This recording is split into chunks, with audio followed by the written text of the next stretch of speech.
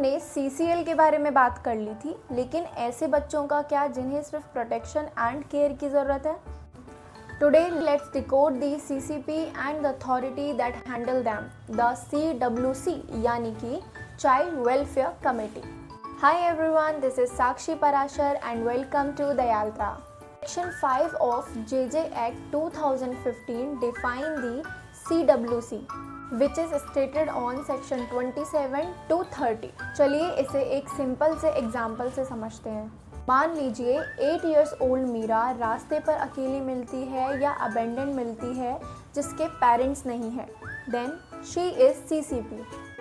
अब सेक्शन 27 के अकॉर्डिंग मीरा को किसी पुलिस स्टेशन में नहीं बल्कि CWC के सामने प्रेजेंट किया जाएगा। इस कमेटी के अंदर एटलीस्ट एक chairman, 4 person and including 1 women होनी ही चाहिए।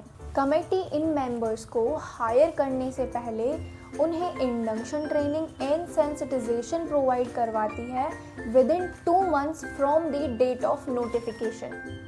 इन मेंबर्स को तभी अपॉइंट किया जाएगा जब ये एक्टिवली इन्वॉल्व होंगे health, education and child welfare activities which is pertaining to the children for at least 7 years और practicing professional with a degree in child psychology, psychiatry, law, social work, sociology and human development. CWC के appointment के लिए members में ये होना ज़रूरी है। अब आते हैं सेक्शन 28 पर, यानी कि प्रोसीजर काम कैसे करता है। सबसे पहले it's a full time commitment and committee has to meet at least 20 days in a month ताकि जस्टिस में डिले ना हो। लेकिन डिसीजन मेकिंग कैसे होती है? जर्नली मेजॉरिटी प्रिवेल, लेकिन अगर कभी टाई हो जाता है तो चेयरपर्सन का वोट ही टाई ब्रेकर होगा। और याद रखिए, केस का फाइनल डिस्पोजल भी तभी वैलिड माना जाएगा जब मेजॉरिटी में एटलीस्ट 3 members प्रेजेंट हो।